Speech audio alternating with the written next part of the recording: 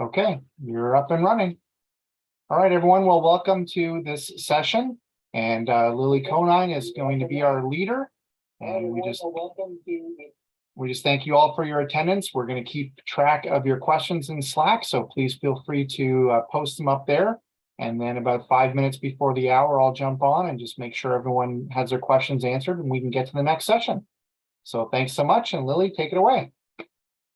Thank you. I'm really excited to be here talking about supporting Gestalt processors to keep scripting. I do recommend you're in the Slack. I'm going to ask us to be a little bit interactive at the end, and Slack will be helpful there. You can learn about the Slack on the website, and we're in track 2. So here we go. I'm Lily Konyn. I am an AAC researcher and support specialist at Selfadvocate. That means I do AAC research and I also answer people's questions. It's a really great mix of roles because I get to be both someone in the really cerebral area of AAC and someone there on the ground working with the people who are doing the work at home and in classrooms and in their practices. In terms of disclosures, I'm sponsored by Selfadvocate. I'm getting paid for my time. My background, I have a master's degree in assistive technology and human services from CSUN.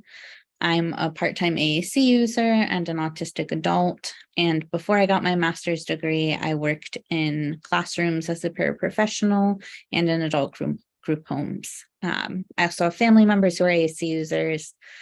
So I'm really from every possible AAC background that you could have. I want to start by talking about neurodiversity affirming practice, because thinking about neurodiversity affirming practice is what brought me to this idea of really encouraging continued scripting in Gestalt processors as opposed to fading scripts and Gestalts. I'm going to use scripts and Gestalts somewhat interchangeably throughout this presentation. They're not exactly the same thing. I can get a little bit into the difference, but people tend to recognize the term scripting much more than they recognize the term Gestalts, and I think that's worthwhile to follow the language people already understand. I'm also not going to define Gestalt processor very much. It would be useful for you to be aware of the natural language acquisition process, but you don't need to. You do need to know what a Gestalt processor is, and there are plenty of wonderful sort of Gestalt processing 101 resources out there. So let's talk neurodiversity affirming practice. The neurodiversity paradigm posits that differing kinds of brains are a normal and beneficial part of human diversity. There isn't one correct human brain and then brains that diverge from that are disordered. There's lots of kinds of human brains. Some of them are more common than others. The natural extension of that idea is that brains that diverge from the norm, like intellectual and developmental disabilities, mental health conditions, learning disabilities, etc., don't need to be changed. If they're a normal part of human diversity, they don't need to be pushed towards a norm. And this doesn't mean there's not impairment. So with my autism, it's very difficult for me to exist in loud environments. That's just true. It hurts me to exist in loud environments, and I need help dealing with that. But that doesn't mean that that's not a natural part of human diversity. Some people need help with other things. Like most of you probably need help to get your food because you can't grow it yourself. People bring it to you and put it in these things called grocery stores. And everyone just needs different resources, and needing more or less resources isn't moral. The neurodiversity movement started in the 90s as part of and a reaction to the social model of disability. Existed a lot in autism spaces, but also you can look at the history of Mad Pride as somewhat part of the neurodiversity movement. And the social model of disability posits essentially that disability is more defined by how society does or doesn't support you and your needs than what your needs are. That's a lot of words. I'm using those words to tell us what is and isn't neurodiversity affirming in practice when we're supporting Gestalt processors. So our current recommendations for Gestalt processors, I would describe as being somewhat neurodiversity affirming. Marge Blanc put out wonderful information about the natural language acquisition process, which helps us understand that there are two distinct ways to develop language, one of them being Gestalt processing, and that there's a natural track for a Gestalt processor to follow. We don't need to shape them to follow an analytic path. Using our skills to help Gestalt processors who are stuck move down that path, they often transition from using Gestalts to looking more like an analytic processor, using word-by-word generation of sentences.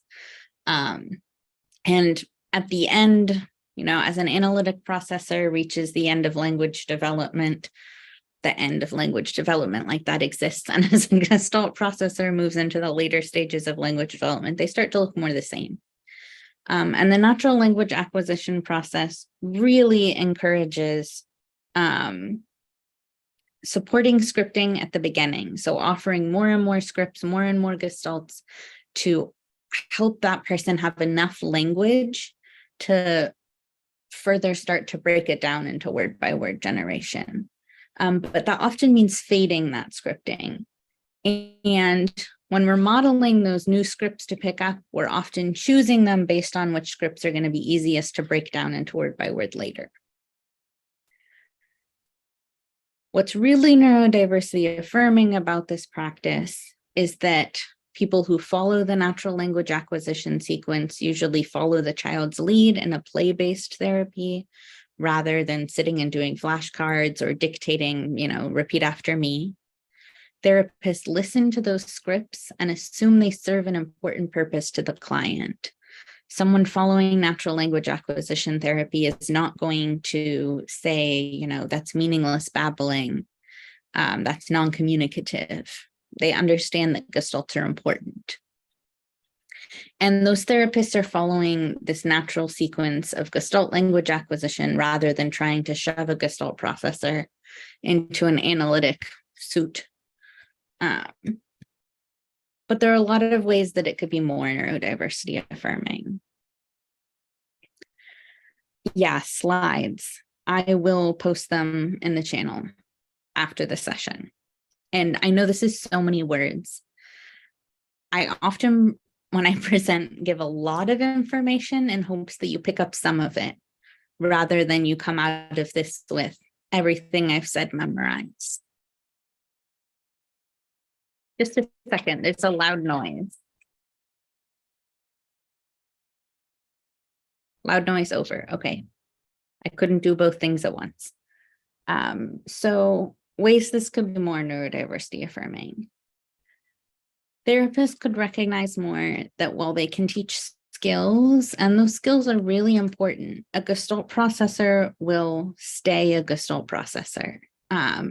Even as they learn to build sentences word by word, use grammar, be very flexible with language, that won't stop them from processing naturally in a Gestalt method, both language and cognitive.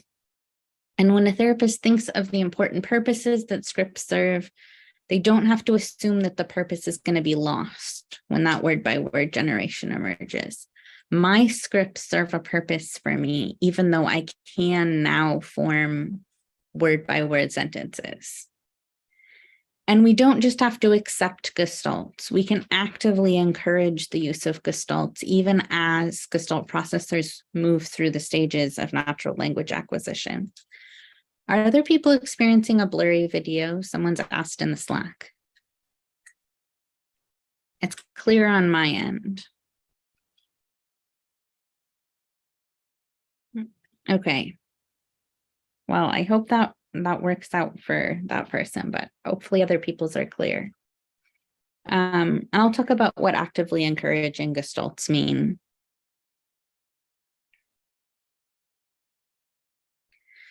So when I talk about a Gestalt processor is always going to be a Gestalt processor, I'm thinking about considering the energy cost of a Gestalt processor communicating in a more analytic style. So I start out scripting and using Gestalts.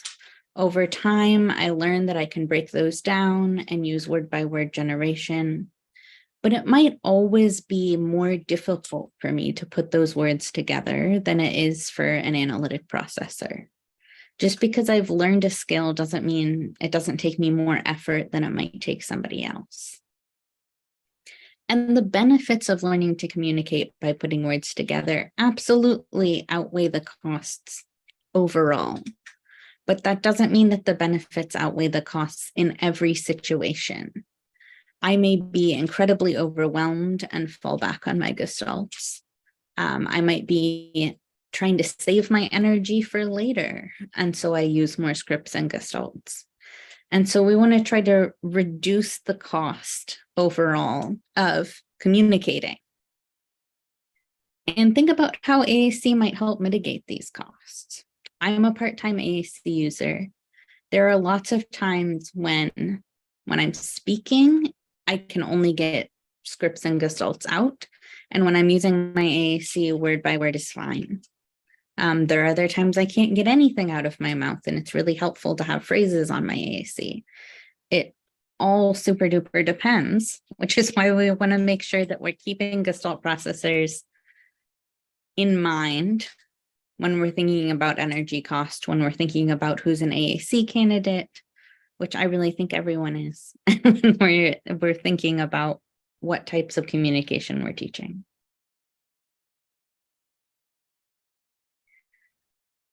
So if we know that Gestalts and scripts are going to help past the early stages of Gestalt processing, how can we keep encouraging them? The world provides positive reinforcement for using self-generated word-by-word language. It's going to be easier for people to understand you a lot of the time. And so if we just leave it to the world, we don't know what might happen. We don't know that someone might even know that it would help them to keep scripting. So how do we help them know that and make their own decisions about how they want to communicate? In order to encourage a Gestalt, we need to know what need that Gestalt is meeting. And particularly what need that script is meeting. So in a true definition of a Gestalt, it's communicative. If I use my Gestalt that I have because it doesn't exist, which is one of my Gestalts, I'm using that to communicate when I say it all the time. But a Gestalt might also meet a sensory need. It might feel nice to say, or it might drown out having to hear stuff. Something that feels nice for me to say is roly poly oly, which was a children's television show when I was a kid. But roly poly oly feels nice in my mouth. It doesn't mean anything when I say it. Another way to use scripts is to engage with your interests. So talking to yourself about, repeating scripts from your favorite TV show or from your favorite book, or reciting fun facts about things you like. And they're not about communicating with other people about those things. It's just about getting to engage with your strong interests. And then finally, I consider social connecting a little bit different than communication in terms of using a script. I might go up to somebody and say a script to them, not because I mean anything in particular, but because I want to say something to them. And that's what happens to be in my head. This can be exceptionally confusing to people when I do it. It's sort of like, why did you just say that to me? But it is a way I use scripting, and it's a way other people use scripting. So when we're looking at those needs, and we're a detective and we say, I wonder what need this person's Gestalt is fulfilling. Then we can also ask ourselves, are the current gestalts they're using meeting those needs effectively? When I'm trying to communicate with someone, do they understand me? When I'm trying to regulate my sensory system, is it working? And we also can ask, does the communicator know that they're a Gestalt processor? Do they know that there's a name for how they communicate? And can they articulate what needs their communication is meeting? Can I say, oh, I say roly-poly-oly because it makes me feel better in my sensory system? And that's so glossed over, I think, in talking about Gestalt processing. Neurodiversity affirming practitioners are really starting to learn that it's helpful and good to teach people about their neurotype, that it's helpful to say, you're autistic, this is why you do these things, and here's how you can self-advocate. You have Down syndrome, here's why you do these things, here's how you can self-advocate. And I'm not seeing that for Gestalt processing. I'm not seeing people talk about, can they articulate, I'm a Gestalt processor, here's how I think. And that is not something that needs to wait until they're, in the late stages. You can tell people about themselves before they can articulate things word by word, and that's going to help them.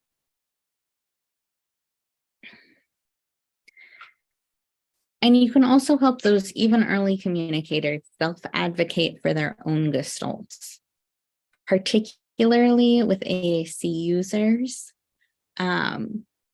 We don't know what scripts and phrases are sticking with them the most if they can't say them vocally.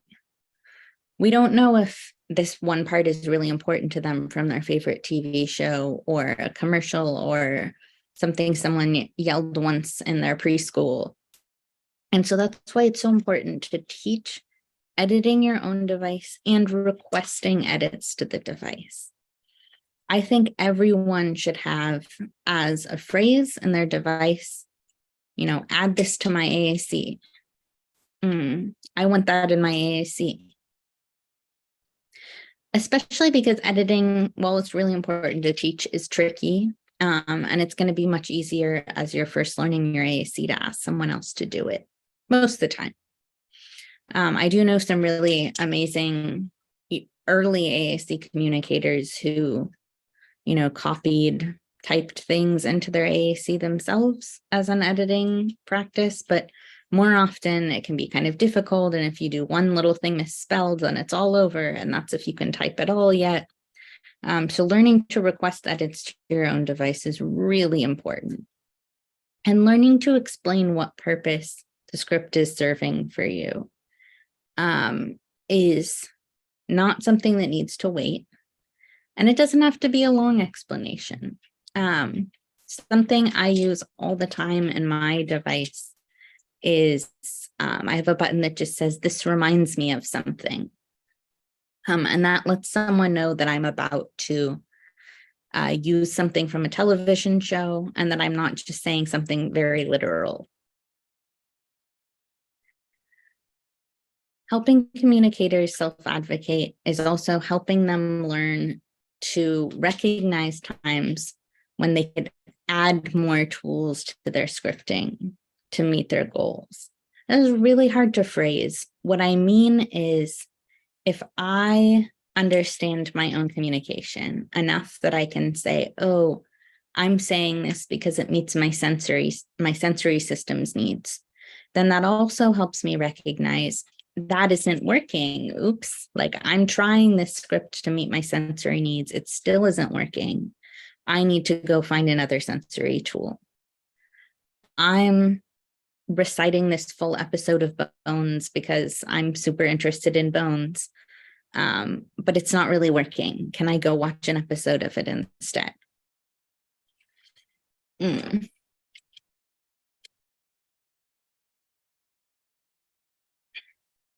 I'll give some examples. Neurodivergent people know that we're different than other people. It is so easy as a parent, as a teacher, as a therapist, to not want to point out someone's differences.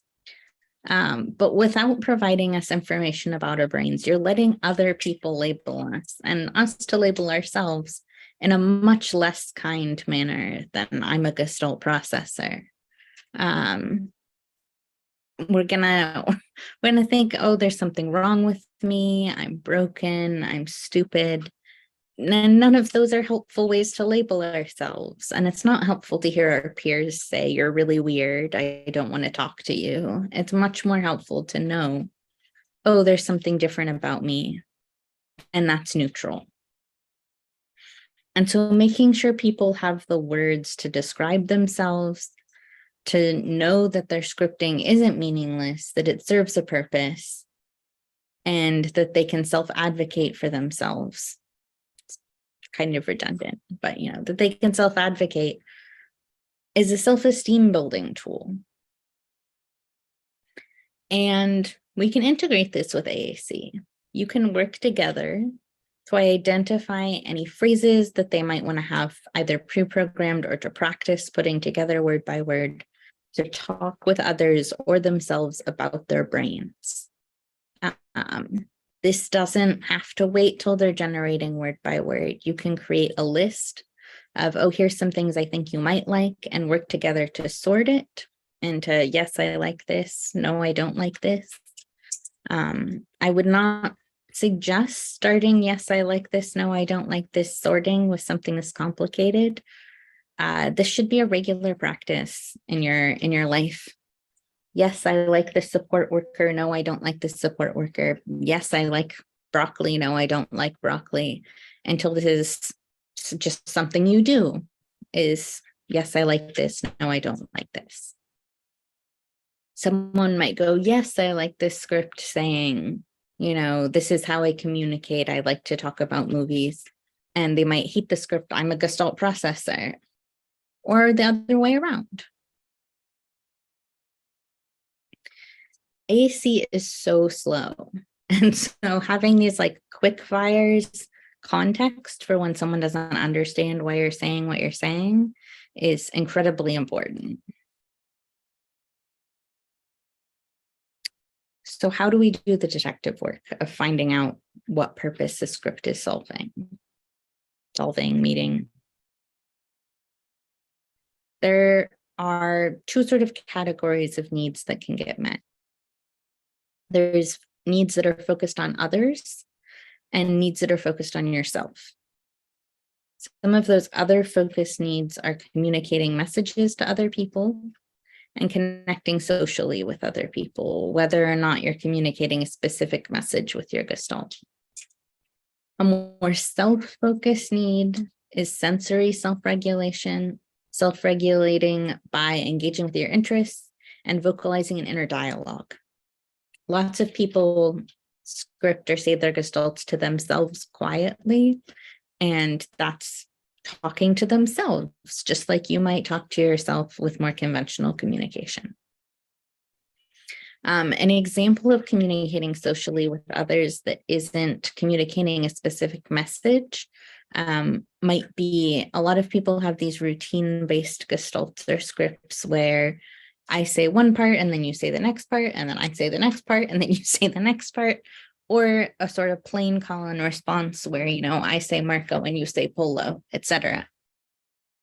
Communicating a message might look more like, an example I use all the time is there's a scene from the 1966 movie, Batman the Movie, where Batman's running around trying to get rid of a bomb that's about to go off.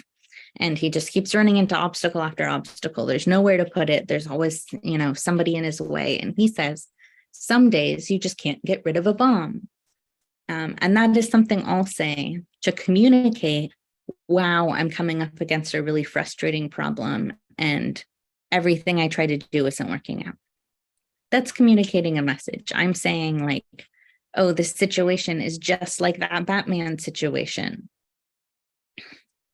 And I've given some good examples of sensory focused self-regulation. A good example of interest-based self-regulation, I had a student who could recite entire episodes of television to herself. And I think it was the only thing that prevented her from melting down all day at school, which is a great example of how it wasn't really meeting the need very well, because she couldn't do anything else, and she would very much have liked to do other things. But it worked for her. It worked for her more than doing nothing would have worked for her.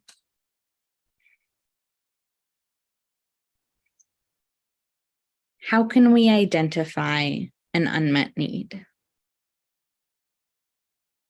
When the listener is actively engaged in trying to understand, do communicative scripts get the message across? Now, that first part is really important. When the listener is actively engaged in trying to understand. Because a communicative script is never going to get the message across with a listener who assumes that that person's scripts don't mean anything, or won't listen to anything that's not phrased exactly grammatically perfect. It's never going to matter. But if the listener is trying and still isn't understanding, the need is not getting met. Is social engagement scripting resulting in quality interactions with the people that they want to have quality interactions with? When I walk up to someone and say some script, and because I want to interact with them, does that start an interaction, or does that person just sort of go, and not know how to respond, or they're confused what I'm trying to say and it's frustrating? Could we be modifying the sensory environment? If someone seems to be doing sensory regulation scripts all the time, that's a reaction to some sort of sensory problem. Can we be proactive about preventing whatever sensory problem there is? And sometimes using the script is proactive, and often it's not. Do they have access to engaging with their interests other than doing their scripts? Do they have toys that are related to their interests?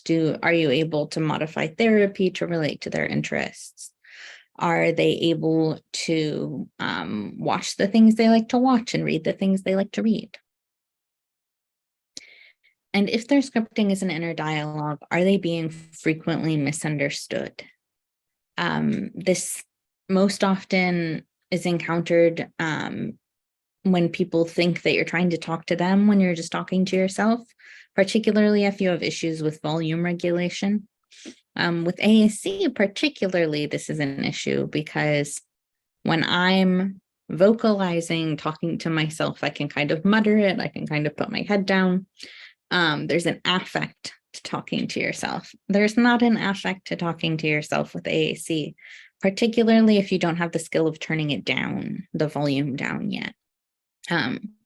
You might be able to notice if someone's talking to themselves with AAC, if they get really annoyed when you're responding. You can see this happen sometimes in early babbling with AAC, when someone's just pushing all the buttons to sort of hear them and understand what they mean. A very common strategy is to try to help attribute meaning to that. So say, if they're babbling cookie, you go, oh, do you want a cookie? And you bring them a cookie. Or if they're babbling airplane, you, oh, did you see an airplane today? Airplanes fly. And if someone's getting really annoyed with you about that, if they're like, ugh, and walking away and don't want you to talk, like maybe they're talking to themselves. It would really annoy me if I were talking to myself vocally and someone kept trying to reply to everything I was saying.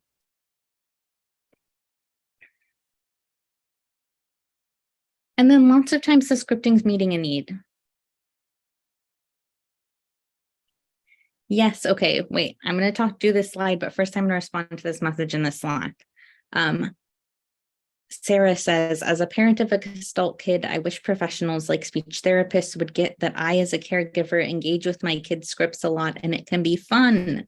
It's a positive part of the relationship. It's frustrating when professionals assume that it's my job as a parent and assuming I'm an holistic parent, try to minimize the scripts, is to try to minimize the scripts. I had the worst experience as a paraprofessional with a speech therapist who was lovely and very, very new out of school and had never learned about Gestalt processing. She was so worried that we'd script along with the kid, that we'd have so much fun together doing her scripts out loud together. And what happened is when we were encouraged to stop doing that, it completely destroyed the relationship. Engaging in someone's scripts with them is not only really fun, it's really connection building in a time when often that person's having trouble building connections because people aren't expecting you to communicate this way. Mandy asks how often I use my AAC and which AAC program I use. There was a time when I was about 50-50 AAC and spoken language. I'm more 90-10 mostly speaking now because I've been able to minimize how overwhelmed I am all the time. I use mostly Proloquo, but if I'm like sitting at a computer, I'll type with Proloquo for text unless I'm very overwhelmed. Okay, back to the slides. Here are some examples of needs that are already getting met. Neri loves watching game shows with the people in her life. She has specific call and response scripts she likes to do during the show and during commercials. She smiles and giggles when others do the right response with her, and everyone in her life enjoys the game. She's doing this to have fun and to connect socially with people, and it's working. Great script. Doesn't need changing. Bert mumbles favorite phrases and sings music to himself when he doesn't want to talk to other people. It's easy for people to notice he's stopped engaging with them and to give him space. Perfect. He's talking to himself. He's meeting this great need of not wanting to talk to other people and they understand. Great. Kamal notices when a topic comes up in conversation that he knows a cool fact about. He tells people this fact exactly how he learned it. People are often interested in the fact, and Kamal is proud when he knows something that his listeners didn't know. I love this when this happens with kids who watch a lot of like YouTube videos about an interest, and they've got the coolest fact ever about sharks, and they come tell you about sharks, and everyone's like, oh my gosh, I didn't know that. It's like my favorite kind of interaction. Possibly because I get to have that interaction all the time with my fun facts, and I know how fun it is.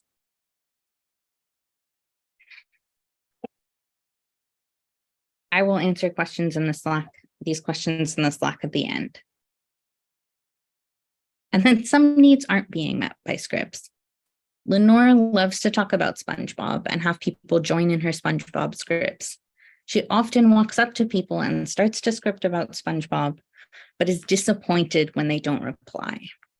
They don't know what she's trying to do, or they haven't ever watched SpongeBob, or whatever. Akiro plays 1 to 5 second sections of YouTube videos over and over when they're in their bustling 7th grade classroom. When there's no access to a computer and Akiro is overwhelmed, they start, I just realized the grammar is there wrong. They start humming the cadence of the videos, but quickly become upset. Akiro's probably meeting some kind of sensory need. They're not able to participate in the classroom because they're doing this, and they easily become upset when they're trying to script to themselves. A non-speaking Gestalt processor is often going to hum or sing the cadence of something, or it kind of sounds jargony, where you can't quite tell what they're saying, but if you're familiar with the videos, you can tell it's following it. And sometimes that meets the need, and sometimes it's so frustrating. It's like, I really want to say this thing and it's not coming out right. I get this kind of frustration when I'm trying to hum the cadence of something to my spouse and I'm assuming they're going to get it and they don't get it. And I just want to scream, but I can't.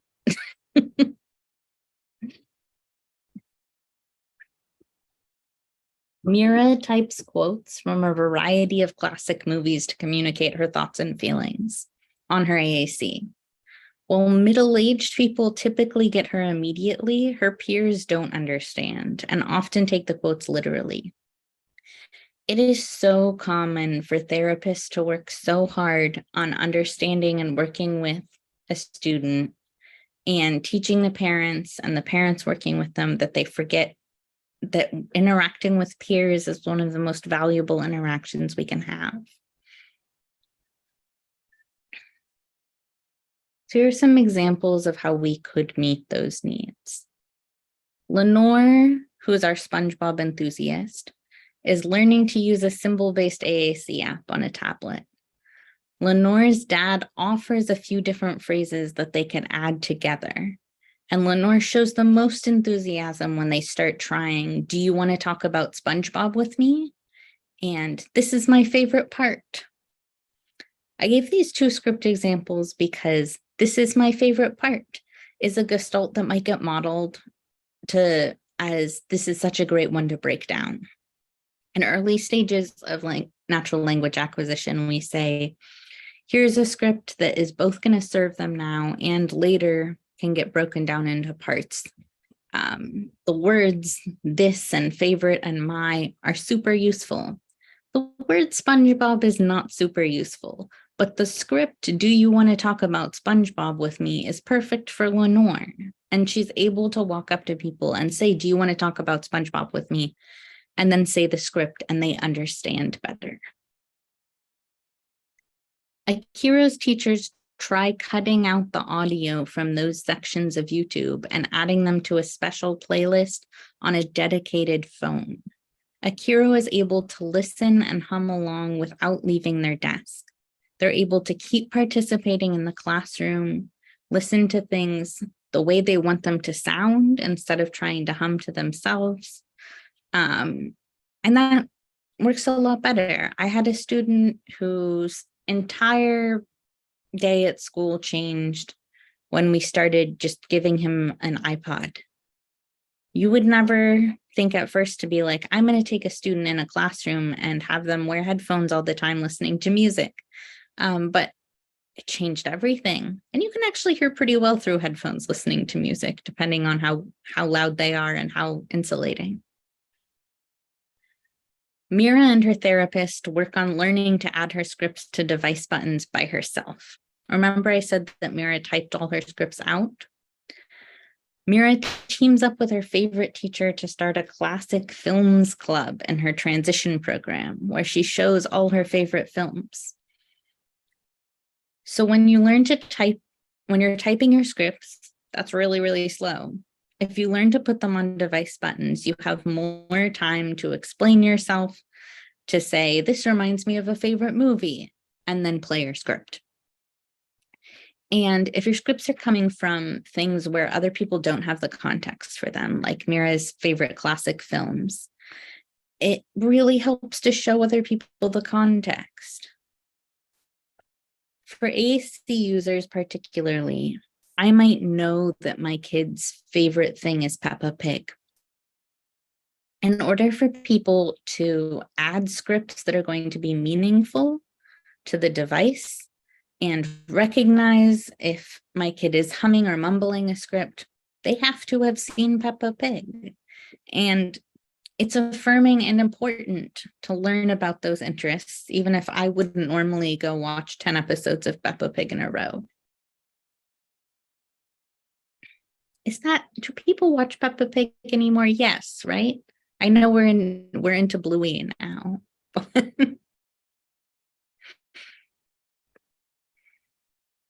So I really love leaving some time at the end of these to talk about kind of a case. Yes, people watch Peppa Pig. Okay. I love Peppa Pig. So I like taking the ends of my presentations and leaving time to do like a case study together. I'm going to try to do these case studies and leave some time also for me to get back to some questions. Yeah, Peppa Pig, Bluey, Daniel Tiger, all amazing shows. Oh God, I love Daniel Tiger. So here's a case study. Vida recites whole episodes of favorite television shows really loudly when it's noisy, and it's frequently a warning sign of like, uh-oh, a meltdown's coming. After years of non-GLP therapy, Vida uses single words to tell other people where she's going or to request things. She's been really encouraged to use single words to build sentences, and what she's learned is to use single words. Vida might shout bathroom to run to the bathroom.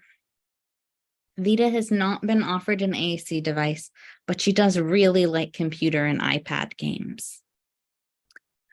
What are some needs that we're noticing aren't being met? And how might we meet those needs? I'm going to give a little time in the Slack.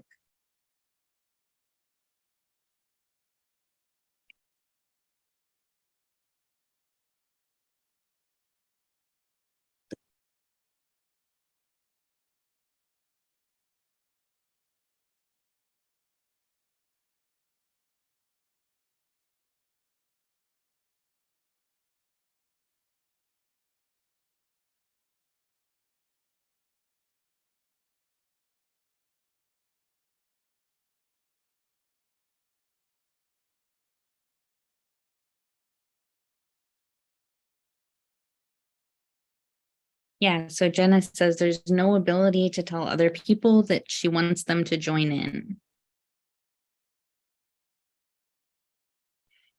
She doesn't have access to communicative functions other than requesting. And she can't say it's too loud in there. An AAC device would be really helpful. And her single words probably aren't working very well to request things. When I yell bathroom, that doesn't really tell people, am I about to leave? Do I need help to leave, etc. And there's no way to deal with the loud noise in the classroom. And you can really see that the loud noise is a big problem because the scripting isn't preventing the meltdowns. It's just telling you what's about to happen. So that isn't working out very well. So not only do we need to be able to, does she need to be able to say, hey, this classroom is too loud. We need to make the classroom less loud. What can we do for her? Can we introduce noise blocking headphones? Can we encourage people to join in the scripts so that drowns out other sound better? Is the classroom always like playing a video at the same time some people are talking? I notice this a lot. I love centers in classrooms where people are rotating between doing different things, but it often means a lot more overlapping conversations. So are there ways that we can mitigate that? We know she loves when people join in her scripting. Can we help her say that she wants people to join in her scripting? Can we teach people her scripts so they can join in with her? And it's really hard. I love this comment from, I don't know if it's Zoe or Zoe. I would imagine that teachers would worry that she'd be fixated on the iPad and the computer and that she wouldn't join in what the teacher feels like is learning. It's really hard to convince school staff otherwise on that.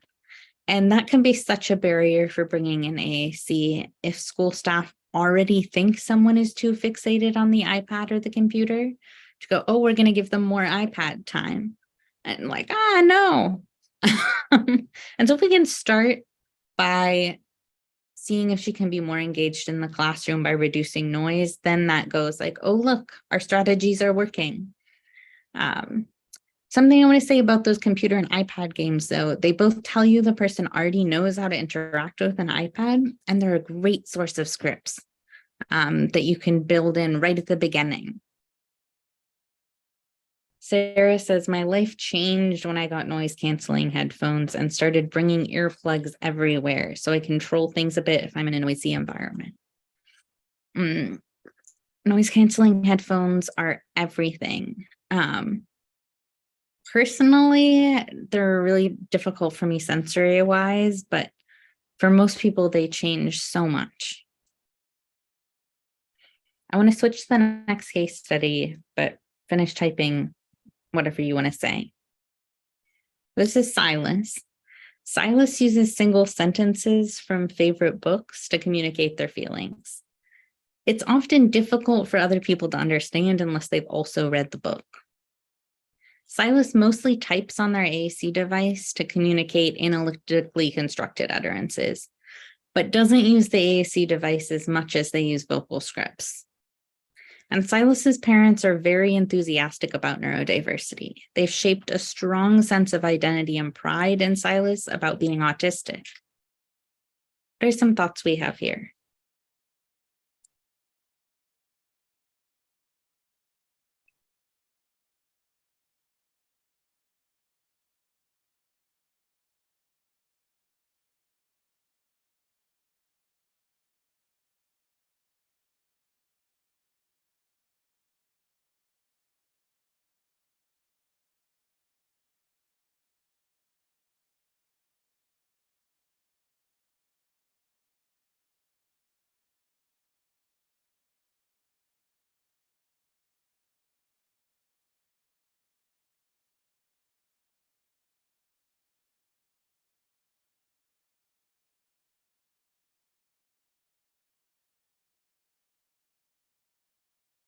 Yeah, so make the AAC more useful.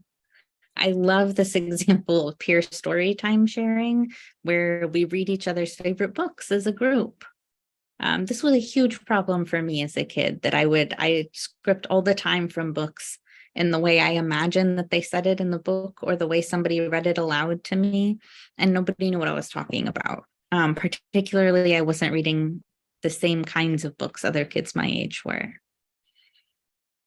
The AAC is not being super useful to Silas right now. We know that because they're not using it. And typing is slow and not as fast as the scripts. The scripts are clearly important to them. Let's get those in the AAC. I love this example of coming up with a back and forth with scripts from the book. So books are so great because everything's already written down. That you can look at the writing and say, like, okay, where are two people exchanging, or what's their favorite passage? Can we trade? Scripts to give context about the books. Yes. And that's changed my life as an adult scripting, is being able to say, this reminds me of a time a character was feeling mad, and then say whatever script I have going.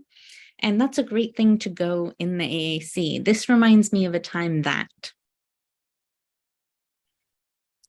Zoe, I still don't know how to say her name, sorry, says personal communication dictionaries with the class to describe how each student uses non-spoken, spoken, including scripts and body language to express themselves. And these can travel. And that's what's, I think, coolest about like a communication dictionary is I have spent 3 years learning a student in and out, and then they move to another classroom, they move schools, or the teacher gets fired and a new teacher comes in. You know your kid, you know your student. How will the next person know them? Something I want to point out here is that Silas's parents are enthusiastic about neurodiversity. That means they're the most likely kind of parent to say, yeah, let's teach them about Gestalt processing. Let's teach them to articulate, why they're doing something and how they process things. It's going to be much harder to do that with a parent who is reticent to teach their kids about their own disability. They're also probably going to be more reticent in teaching their kids about their own communication style. Oh, it's interesting. Emily Diaz says, communication passport is what I call this. Great idea. What I call my communication passport, I use in a totally different context. It has some of those things, but it also has here's a thing I often can't communicate. Here's information about it. I do love communication passports, though. I made my first communication passport when I realized when I had a hospital visit and couldn't speak, and that was a disaster. Turns out doctors are really bad at reading manual communication boards, by the way. When we talk about paper communication boards, I think we often underplay how hard it is for a communication partner to follow what you're pointing at. People are actually pretty bad at it. So I'm going to scroll back to questions now so we can get to questions. Everyone had really good input contributions on those case studies. So we're talking about self-talk, some with the device. You really want to communicate with someone. You really want to get to model for them, and they're irritated all the time when you interrupt with their self-talk. First of all, stop trying to interact with their self-talk. Think of it not just as talking to yourself out loud, but how you talk to yourself in your head. I would hate if somebody could hear all my inside of my head self-talk thoughts. I don't want someone responding to those. And try to let go of, for now, understanding what's happening with that person talking on their device and work on talking to them with the device. And talk around them with the device. Like, we spend a lot of time trying to model at someone. What if we use the device when we were talking to another therapist or a typical kid who's not an AAC user, not a Gestalt processor? What if we use the device to talk to our friends in front of them or talk to their siblings? Modeling not just device use between you and them, but as a natural part of the environment. Oh, this is a great communication dictionary and communication passport resources. It's a great question. Is it as sensory satisfying for people with Gestalt processing to have their device say their scripts as it is to say it verbally? It helps me. It isn't as satisfying for me. And that's true whether or not it's the device voice or I've recorded a clip of something, it's still not as good. I don't know what's true of other things. I love this. Typical kids can benefit from communication passports because then they can see that they have different ways of communicating things too. The people we know best, we understand them better, regardless of whether they're neurotypical. So can we help other people understand them best and talk about, hey, the people who know you better know how you communicate? Sorry, I'm having to go between scrolling up and down.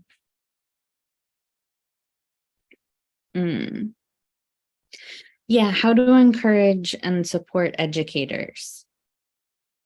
It's hard. It's hard. They have so many things to do. Nothing that feels like adding something is really going to get through to a teacher in a classroom. That is not to say give up. That is to say, how can you make it feel like even taking away a burden? Hey, you don't have to worry about figuring out what my kid is saying. Here's some information about it. You don't have to worry anymore about trying to get them to build things word by word. You can accept their current gestalts. We've programmed all this stuff at home, so you don't have to. Can you frame it as taking away a burden?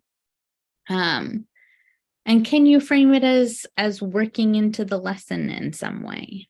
As not adding something to their day, but being part of their day. A great way to work in adding more scripts and gestalts to the day is songs. If they're already doing a brain break where they play a YouTube video, can you have them play a video you like? Can you play something that has a call and response element? Those are some really things that don't feel like a huge deal to work in. Lily, I just wanted to make you aware that we have about 5 minutes left. 5 minutes. Yeah, and I'm not sure, I might have missed it, but I did notice at 3:34 On my timer here, it shows Kim Smith and Jessica, I think Opitz had questions. I'm sorry if I missed your answers, but there were some good questions back there too, in case you missed it. Thank you. You're welcome. Yes, we did talk about the self-talk thing. I love this. I sort of answered the question at the end of Kim Smith, but I want to say about adding more gestalts to the talker and starting to hear a new wide variety of phrases and sounds. I notice when gestalts are affirmed so many more vocalizations from most people, because downplaying vocalizations that other people are treating as non-meaningful is so natural. And so when you start to say, oh, I think what you say is meaningful, those things start to come back.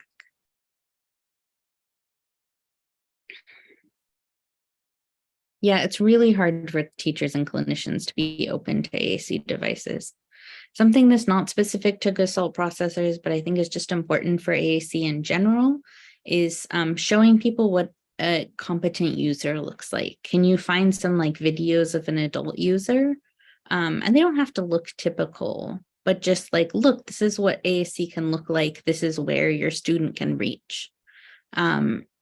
How do you even work towards a goal when you don't know what it looks like? And how can you believe that a student can do something when you've never seen anybody do it? I want to thank you all. You've been so engaged. If you're interested in more about Gestalt processing and my views, my coworker Alyssa and I were on Talking with Tech recently, which is a podcast, and you can go look at that podcast. I really encourage you to look at other presentations on Gestalt processing. It's not new in the field of speech, but very new in the field of interacting with AAC. And so there are lots of really interesting things being said about it. Yes, this is Alyssa. Alyssa's in the Slack. And that's about it. Amazing. Thank you so much, Lily, for all the thoughtful material you put in here and the wonderful examples and all the questions you answered. I hope everyone enjoyed it as much as I did. What a great session, great opportunity to learn from each other. So thank you so much for the time you've invested, and keep in mind it will be available online as a resource for you anytime you want to go back and watch it. So thanks again, everyone. Lily, special thanks to you. Anything else you wanted to share before we left? I will upload the slides into the Slack channel. Perfect. Really appreciate that. All right. Well, have a wonderful rest of your day, and I hope everyone enjoys the rest of AAC in the cloud.